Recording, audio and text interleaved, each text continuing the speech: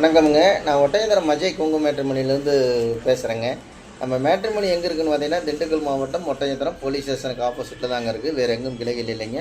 முழுக்க கொங்கு வெள்ளாளர் கவுண்டருக்கு மட்டும்தாங்க பார்த்துட்ருக்கோம். முழுக்க கொங்கு சொந்தங்களுக்கு மட்டும்தாங்க பார்த்துட்ருக்கோம். வேறு எந்த கஷ்டமும் இல்லைங்க.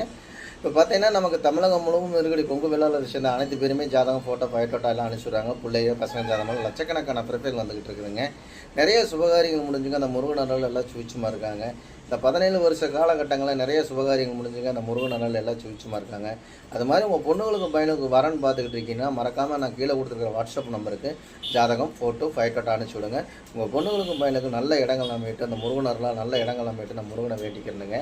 அதே மாதிரி பார்த்தீங்கன்னா, வெளிநாட்டு வரணுங்க, டாக்டர் வரணுங்க, இன்ஜினியருங்க, அதே மாதிரி ஆடிட்டர் வேலை பார்க்கணுங்க. அதே மாதிரி பார்த்தீங்கன்னா, உங்களுக்கு எந்த மாதிரி கான்செப்ட்டில் பார்க்குறீங்களோ அந்த கான்செப்ட்டுக்கு தகுந்த மாதிரியே லட்சக்கணக்கான ப்ரொஃபைல் இருக்குது.